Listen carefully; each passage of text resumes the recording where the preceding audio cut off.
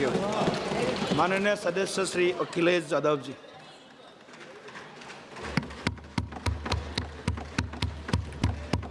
माननीय सभापति जी,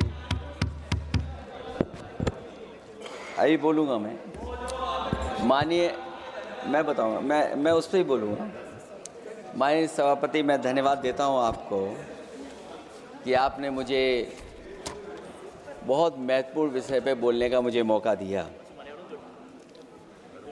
अभी मैं तमिलनाडु के डीएमके की माननीय सदस्य कानीमोझी जी को मैं सुन रहा था और उन्होंने मैं उनको धन्यवाद देता हूं कि कई महत्वपूर्ण बातें उन्होंने रखी और अभी भी उनको अपनी अच्छी बातों के लिए बधाई मिल रही है। हमें खुशी है इस बात की कि विपक्ष में जो लोग हैं उनको बधाई मिल रही है, लेकिन सत्ता पक्ष के लोग जब बोल के जा रहे हैं तो उनके सदस्य भी उन्हें बधाई नहीं दे रहा कोई। अध्यक्ष महोदय, मैं धन्यवाद देता हूं आपका भी, और क्योंकि मैं उनकी बात सुन रहा था, उनकी बात सुनने से मुझे कुछ याद आया। मैं ये कहना चाहता हूं 2 लाइनों में कि मैं दुनिया को मनाने में लगा हूं। अध्यक्ष महोदय, मैं भारतीय जनता पार्टी के लिए बता रहा हूं ये लाइनें कि मैं दुनिया को मनाने में लगा हूं, मेरा घर मुझसे रूठा जा रहा है। मैं दुनिया को बनाने में लगा हूं, मेरा घर मुझसे रूठा जा रहा है। अध्यक्ष महोदय, बात शुरू करने से पहले मैं सबसे पहले भारत की सेना, उसका आभार, उसका धन्यवाद देना चाहता हूं। दुनिया में साहसी फौजों में गिनती अगर होती है तो हमारी भारत की सेना सबसे आगे दिखाई देगी। उनके पराक्रम पर, उनकी वीरता पर, उनके अदम्य शौर्य पर हमें सबको गर्व है। कोई ऐसा भारतीय नहीं होगा जिसको गर्व न हो। हमें अपनी फौज पर गर्व है और हमें इस बात के लिए भी गर्व है कि जब सेना ने अपना ऑपरेशन शुरू किया तो पाकिस्तान के जितने भी टेररिस्ट कैंप थे उन पर अटैक किया गया। न केवल पाकिस्तानी कैंपों को नष्ट किया गया, बल्कि पाकिस्तानी जो एयर बेस है उन तक पहुंच गए, उनको भी नष्ट किया, ध्वस्त किया। और जब हमारी फौज पाकिस्तान को हमेशा हमेशा के लिए एक पाठ पढ़ा सकती थी, एक ऐसा संदेश जाता कि भविष्य में पाकिस्तान कभी ये हिम्मत नहीं जुटा पाता। और ऐसा भी लगा हम लोगों को, क्योंकि अध्यक्ष महोदय, जब हम बड़े बड़े राष्ट्रीय चैनलों को देखते हैं तो उन चैनलों से ये लग रहा था कि कराची हमारा हो गया है, लाहौर हमारा हो गया है। किसी चैनल ने किसी को ये भी बताया कि हमने उनको पकड़ भी लिया है। जो कमेंट्री, जो विजुअल्स थे, वो ऐसा लग रहा था कि अध्यक्ष महोदय अब पीओके हमारा हो जाएगा। हालांकि सरकार के इंजनों को मैं टकराता हुआ देखता हूं। हो सकता है ये मेरा भ्रम हो, लेकिन पीओके के मामले में सभी इंजन हमें एक दिखाई देते हैं। और जहां पीओके पे पहुंचने तक की बात थी, कुछ लोग तो पीओके पर ये कह रहे थे कि हमारा कब्जा हो जाएगा, 6 महीने का केवल हमें मौका मिल जाए। ये अफसर सरकार आखिरकार पीछे कैसे हट गई और क्या कारण था कि सरकार को सीज फायर का ऐलान करना पड़ा। अध्यक्ष महोदय, हमें उम्मीद थी कि सरकार सीज फायर करेगी, सरकार ऐलान करेगी, लेकिन इनकी मित्रता बहुत है, बहुत गहरी मित्रता है, और उसका परिणाम ये है कि इन्होंने अपने मित्र से ही कहा कि आप ही सीज फायर अनाउंस कर दीजिए, हमारी कोई ज़रूरत नहीं है, हम सीज फायर आपसे ही स्वीकार कर लेंगे। आखिरकार किस दबाव में ये सरकार स्वीकार कर रही है? वैसे तो अध्यक्ष महोदय, आज जिस विषय पर बोलने के लिए मैं खड़ा हुआ हूं, दरअसल वो विषय होना ही नहीं चाहिए था। ये दुर्भाग्यपूर्ण है कि आजादी के इतने साल बाद भी ऐसे मुद्दे बने हुए हैं। ये बात अध्यक्ष महोदय पक्ष विपक्ष की नहीं है, देश की सुरक्षा की है, जनता के जीवन और रक्षा की है। हम सब मिलकर के कोई ऐसी नीति रणनीति बनाते क्यों नहीं है जिससे सीमाएं हमेशा हमेशा शांत रहें। लेकिन पहलगांव की घटना ने साबित कर दिया है कि लापरवाही देशवासियों की जान ले सकती है। और अभी जब मैं सुन रहा था और बहुत ही उत्तेजित भाषा में जब जवाब मिल रहा था, उत्तेजित भाषा इसीलिए बोल रहे हैं कि जनता सम्मोहित हो जाए, जनता स्वीकार करने लगे।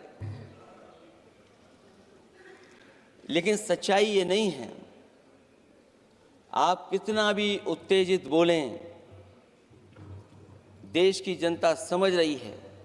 ये सही है कि जनता के इमोशंस का लाभ आप उठा रहे हैं शासन करने के लिए। जनता का इमोशन का लाभ उठाती है सरकार। मुझे याद है कि जिस दिन पहलगाम हमला हुआ, उस दिन वहां का हर पर्यटक पूछ रहा था, जो पर्यटक पूछ रहे थे कि खतरों के बीच मेरी रक्षा करने वाला कोई वहां क्यों नहीं था। आखिरकार ये सबके मन में सवाल यही है कि जिस समय घटना हुई, आखिरकार उन्हें बचाने वाला कोई क्यों नहीं था।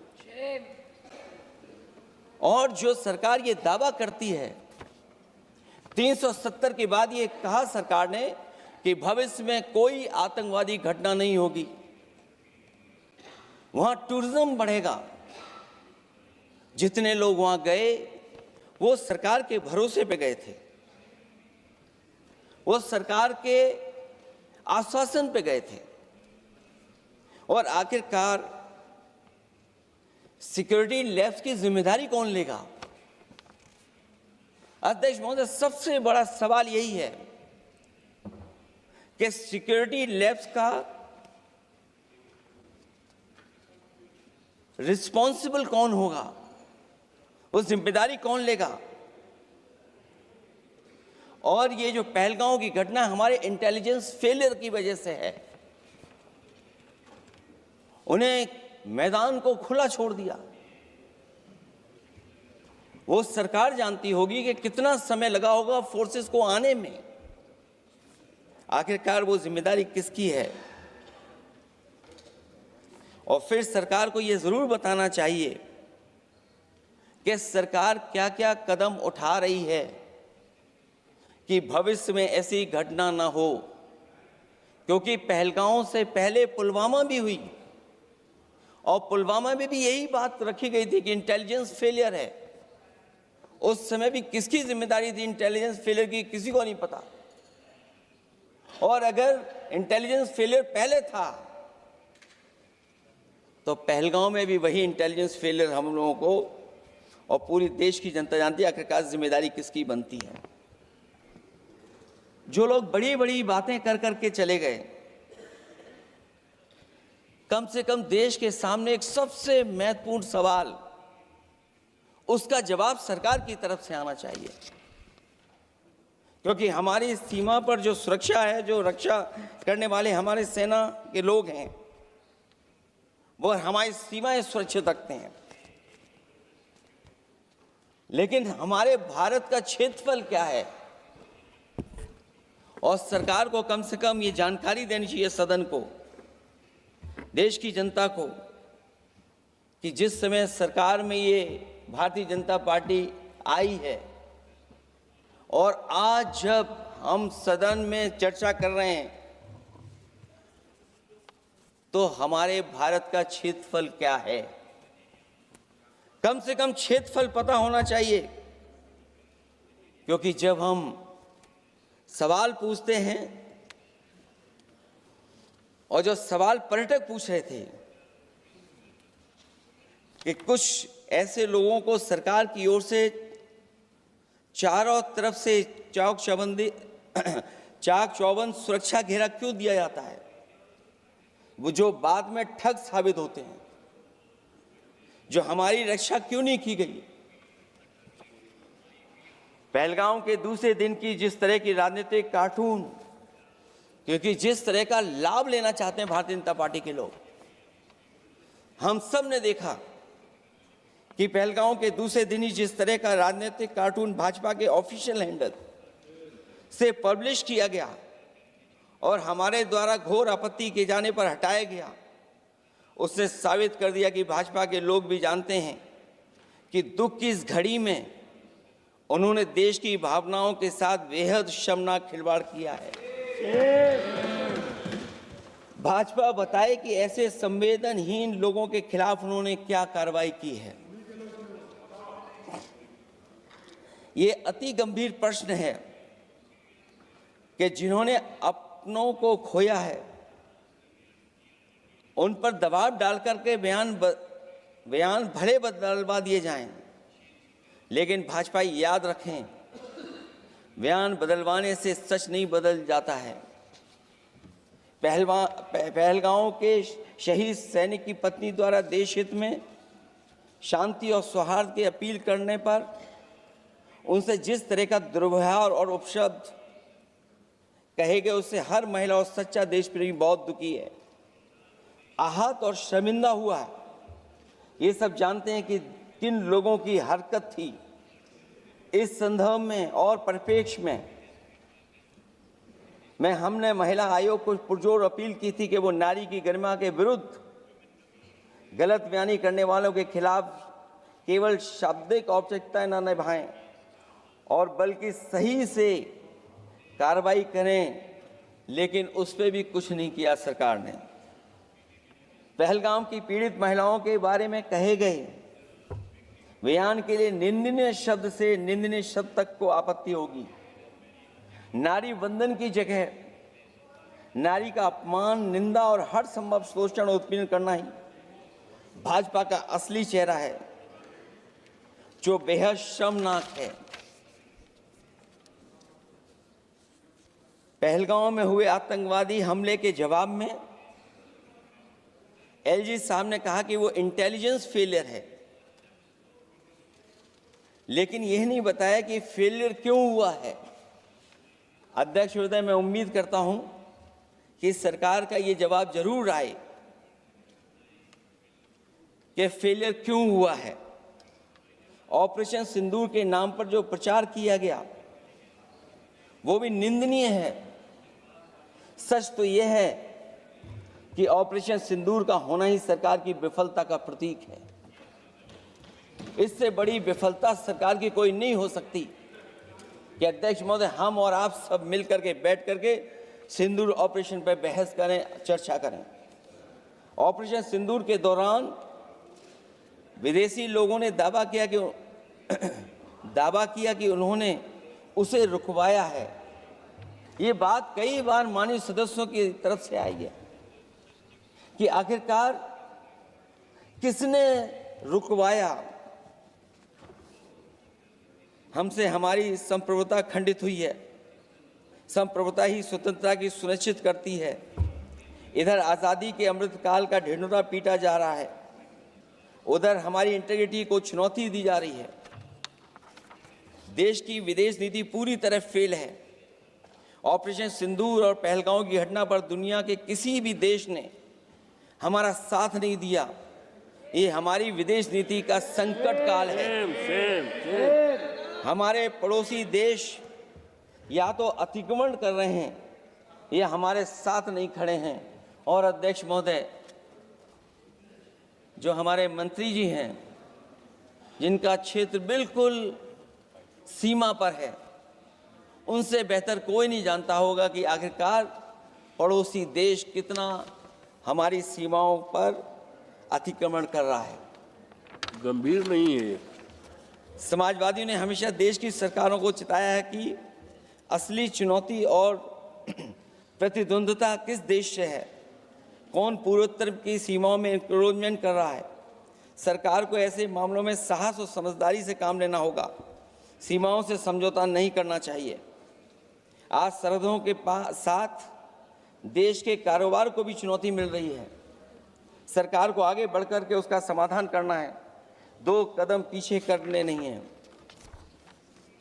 अध्यक्ष महोदय, जो हम लोगों को सुनने में मिलता है, ये सरकार जवाब दे कि आखिरकार जो पाकिस्तान है उसके पीछे कौन सा देश खड़ा है। आखिरकार हमें चीन से उतना ही खतरा है जितना हमारे देश में आतंकवाद से खतरा है।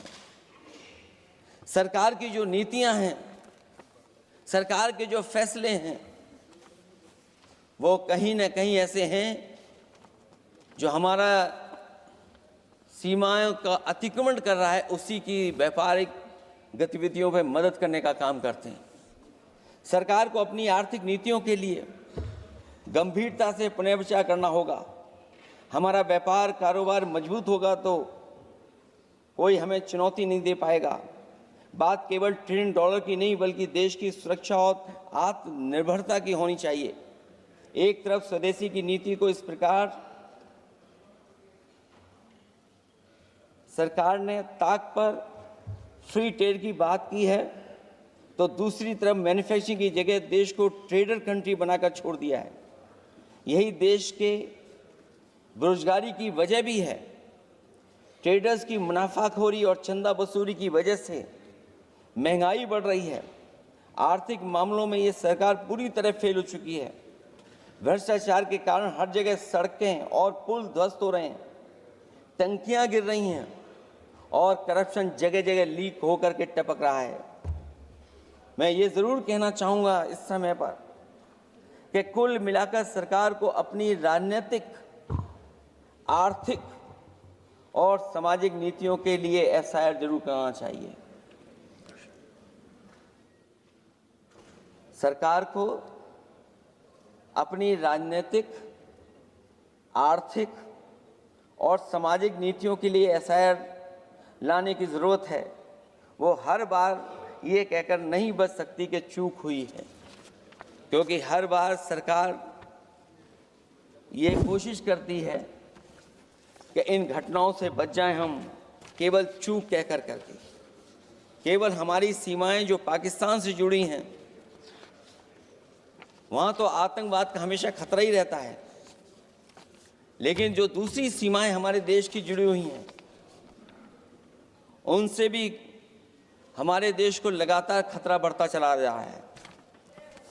आज अपनी सीमा की स्थिति गलवान से पहले की स्थिति तक भी नहीं लौटी है। जो पहले स्थिति थी वहाँ ये सरकार नहीं पहुँच पाई है। वास्तविक में नियंत्रण रेखा के कई क्षेत्रों में महत्वपूर्ण बफर जोन जब भारतीय गश्ती के लिए उपलब्ध नहीं है, तो पूर्वी लद्दाख में अतिरिक्त भारतीय तैनाती जारी है, जिससे सेना को सैनिकों की भारी कमी का सामना करना पड़ रहा है। हमें उम्मीद है कि जब इतने महत्वपूर्ण समय पर बहस हो रही है, तो सरकार अपनी अग्निवीर वाली योजना को वापस लेने का काम करेगी, जिससे कम से कम सेना की कमी, हमें सेना को पूरी की पूरी सेना मिल सके। जनवरी में अपनी वार्षिक प्रेस वार्ता में जब सेना प्रमुख ने से ये पूछा गया, तो उन्होंने जवाब डालते हुए कहा कि गश्ती से जुड़े फैसले अब स्थानीय कमांडरों पर छोड़ दिए गए हैं। जैसे भारत की सीमाओं की पवित्रता अब राजनीतिक नेतृत्व का नहीं बल्कि स्थानीय सेवा अधिकारियों का मामला रह गया है। इस पे भी सरकार को बहुत गंभीरता से सोचना पड़ेगा कि जहां लगातार हमारी सीमाओं का एनक्रोचमेंट हो रहा है।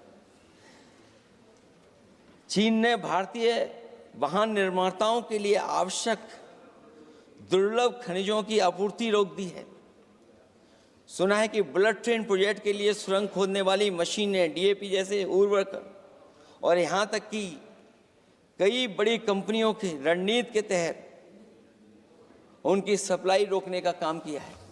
जहां हम एक तरफ आत्मनिर्भर का नारा दे रहे हैं, वहीं हम किस पर निर्भर होते चले जा रहे हैं, ये भी विचार करने का सवाल है। सुनने में आ रहा है कि कुछ महीनों के बाद सरकार बीजिंग में मंत्री अधिकारी सब मिलकर के कोई बहुत बड़ी मीटिंग होने जा रही है। कहीं ऐसा तो नहीं है जो कूटनीतिक भागदौड़ चल रही है, कहीं कोई हमारी कमजोरी तो नहीं उजागर कर रही है। इसलिए जहां हमें पाकिस्तान से खतरा है, उसकी सीमाओं से हमारा आतंकवाद आ रहा है, वहीं जो उसके पीछे खड़ा हुआ देश चीन, उससे भी हमें सावधान रहना पड़ेगा। और अध्यक्ष महोदय, हम सब समाजवादियों ने कई मौकों पर ये बात रखी और कही कि हमारा खतरा पाकिस्तान से नहीं है, हमारा खतरा है चीन से। न केवल वो हमारी जमीन छीन रहा है समय समय पर, बल्कि हमारे बाजार को भी छीनने का काम कर रहा है।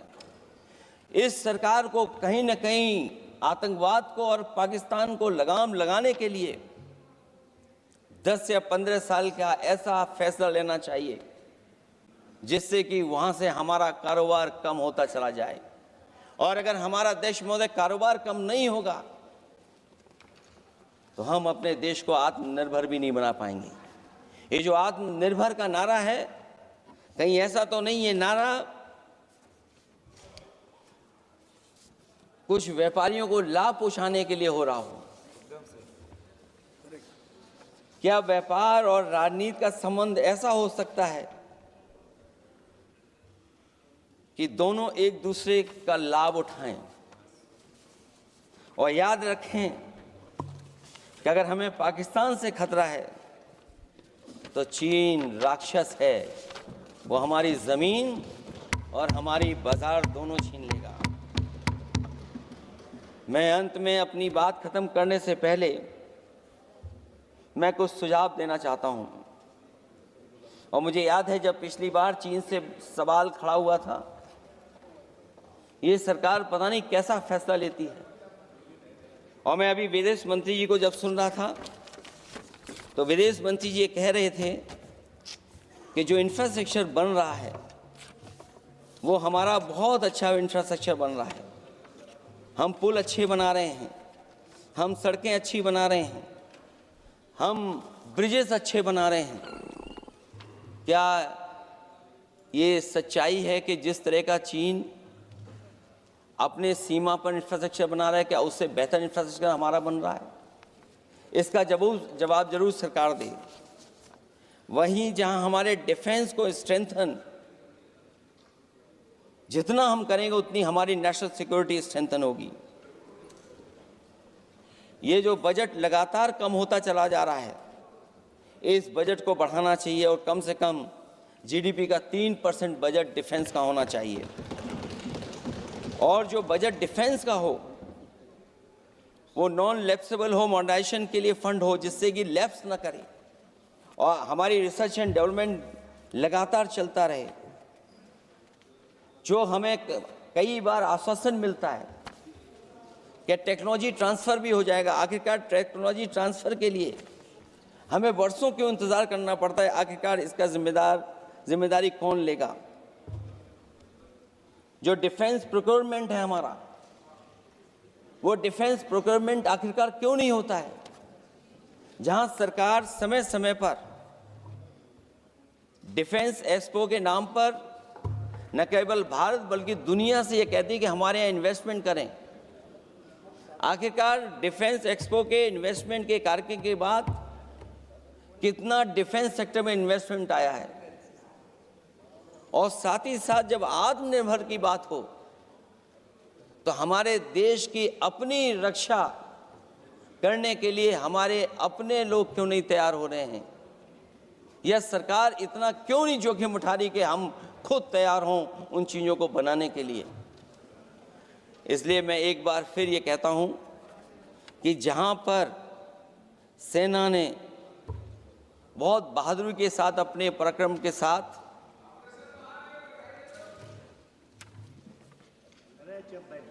पराक्रम, वीरता और अदम्य शौर्य की जो उन्होंने परिचय दिया, उसके लिए फौज को मैं बधाई देता हूं। लेकिन अभी जब मैं सुन रहा था,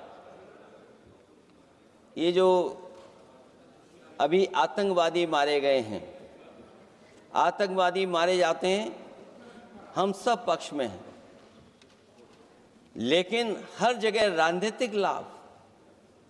राजनीतिक लाभ आखिरकार कौन उठा रहा है? क्योंकि मैं अपनी बात खत्म कर रहा था, अध्यक्ष महोदय ये पूछ रहे हैं कि आज महादेव ऑपरेशन पे मैं धन्यवाद क्यों नहीं दे रहा हूं। अध्यक्ष महोदय, जिस समय समर्थन की बात आई, पूरे देश के जितने भी राजनीतिक दल हैं वो आपके साथ थे। आखिरकार इनकाउंटर कल ही क्यों हुआ?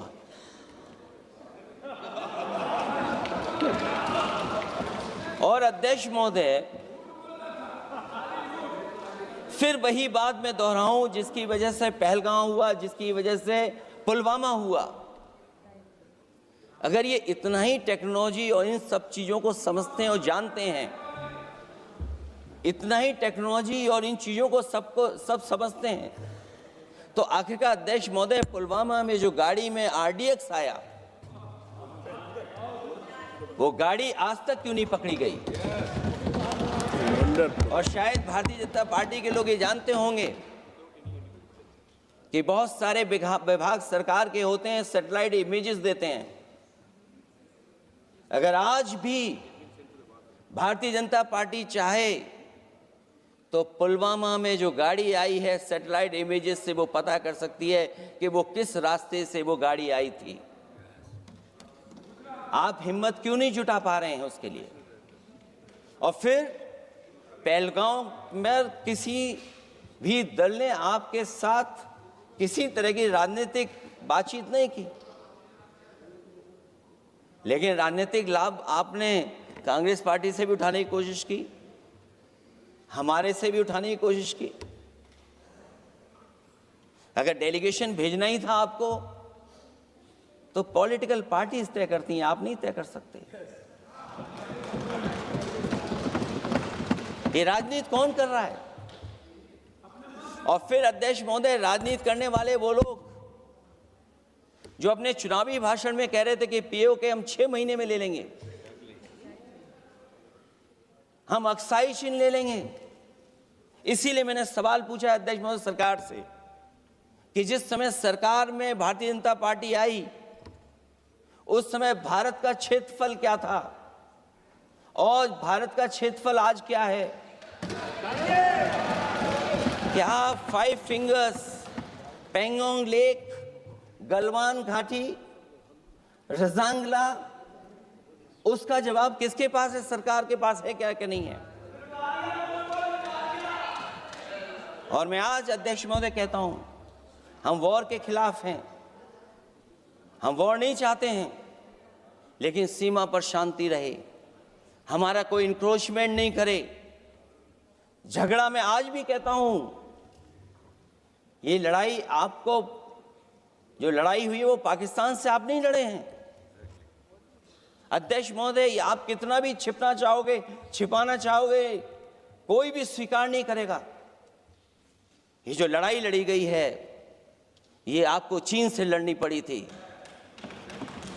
और जो समय आप बताते हैं कि इस समय से इस समय तक हमारी एयरफोर्स और हमारे लोगों ने हमला किया, टेररिस्ट लोगों के तमाम सेंटर्स को ख़त्म किया है, तो हमारे मन में भी एक इच्छा आती है कि हमारे सबसे बेहतरीन एयरक्राफ्ट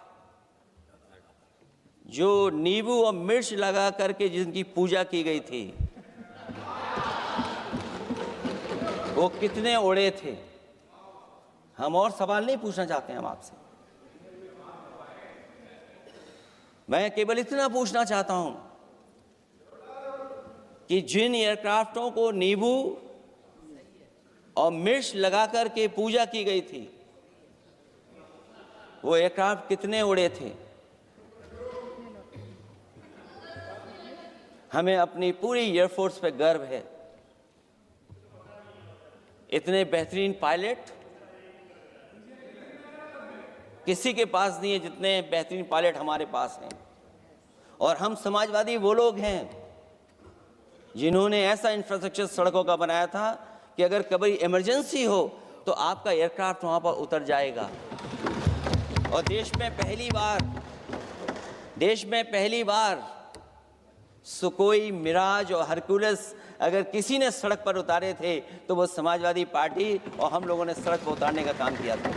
सही बात। और दूसरा, देश महोदय, मैं और जानकारी देना चाहता हूं, आपके देश के प्रधानमंत्री जी जिस हमारे देश के नहीं, हमारे भी प्रधानमंत्री हैं, हमारे हैं बात खत्म हो रहा है। अध्यक्ष महोदय, मैं फिर बोलता हूं। अध्यक्ष महोदय, मैं तो आपको बहुत अच्छा मान रहा था कि आप ही मुझे बुलवा के गए थे। मैं फिर बोलता हूं, देखिए प्रधानमंत्री जी की लाइनें हैं ये वाली, मैं दुनिया को मनाने में लगा हूं, मेरा घर मुझसे रूठा जा रहा है। आखिरकार कौन रूठा हुआ है? इस देश में जो हमने देखा इतने दिनों में, प्रधानमंत्री जी डिफेंस मिनिस्टर का भी रोल प्ले कर रहे थे। इसलिए जिस सड़क पर हमारे देश के प्रधानमंत्री जी हरकुलस विमान से उतरे थे, वो हाईवे किसी ने डिजाइन किया था तो समाजवादी लोगों ने डिजाइन किया था। यूपी में तो डिजाइन हो गया एक और, लेकिन देश में क्यों नहीं ऐसी सड़कें बन रही जहां पर इमरजेंसी के समय पर एयरफोर्स इसको इस्तेमाल कर सके?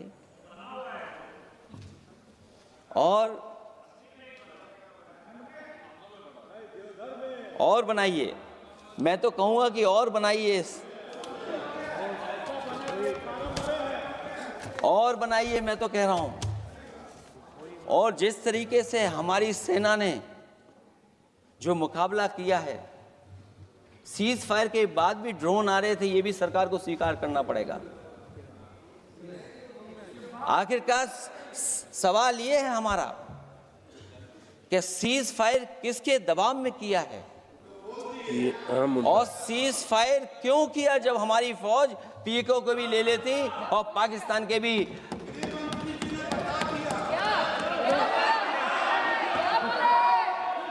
अध्यक्ष महोदय, सीज फायर आपके मंत्री जी ने नहीं किया, सीज फायर आपके मंत्री जी की तरफ से नहीं आया, क्योंकि हमारे मंत्री जी वो सोशल मीडिया को देखते नहीं हैं। सबसे पहले सोशल मीडिया पे बात आई थी, आपको 1 घंटे बाद किसी ने पढ़ के बताया होगा। इसलिए अध्यक्ष महोदय, मैं केवल इतना कहना चाहता हूं अपनी बात खत्म करते हुए, आखिरकार इंटेलिजेंस फेलियर की जिम्मेदारी किसकी है? हमारे भारत का क्षेत्रफल कितना 2014 में था और आज क्षेत्रफल क्या है? और लगातार इनकी सरकार में आतंकवादी घटनाएं क्यों हो रही हैं? और हमारे देश को खतरा पाकिस्तान से तो है ही है, लेकिन उससे ज्यादा खतरा हमारा चीन से है। आखिरकार चीन से मुकाबले के लिए आपकी तैयारी क्या है? मुझे उम्मीद है कि जब सिंदूर ऑपरेशन पर सरकार की तरफ से जवाब आए तो इन सवालों का जवाब आए। बहुत बहुत धन्यवाद आपका। छोटा सा क्लैरिफिकेशन, अखिलेश जी ने बोला, मैं उसका भाषण पे नहीं जा रहा हूँ, एक करेक्शन करना बहुत ज़रूरी है, नहीं तो वो रिकॉर्ड में चले जाएंगे फिर बाद में सही नहीं होगा। इन्होंने अपना बात रखते समय कहा कि जिस प्रदेश से मैं आता हूँ वहाँ कितने अंदर चीन घुस करके कब्जा करके बैठे हैं। तो मैं रिकॉर्ड बहुत साफ करना चाहता हूँ। 1962 में जब चीन आक्रमण हुआ 10 अक्टूबर को, मेरे गांव से होते हुए 1 महीने 10 दिन असम के मिसामारी तक पहुंचे चीन के आर्मी। फिर वहाँ 21 नवंबर को सीज फायर करके वो पूरे के पूरे वापस विड्रॉ करके चले गए। जो जगह चीन ऑक्यूपाई करके रखा है असाफिला साइट में लोंजू, वो 1959 में जब हमारा वहाँ असम राइफल का कैंप था 1959 में कैप्चर किया, और उसके अतिरिक्त थोड़ा सा और एक्स्ट्रा जो लिया वो 1962 में कंप्लीट विड्रॉल नहीं। उसके बाद 1962 के बाद वहाँ मैकमोहन लाइन जमीनी पे रेखा नहीं, इसको LAC कहा जाता है, line of actual control. 1 inch, कई सरकार आए हैं 1962 के बाद अरुणाचल प्रदेश में 1 इंच चाइना ने एक्स्ट्रा ना अंदर घुसा है ना जमीन लिया है। ये रिकॉर्ड क्लियर होना चाहिए। ओके जमीन लिया है, ये रिकॉर्ड क्लियर होना चाहिए। ओके। श्रीमती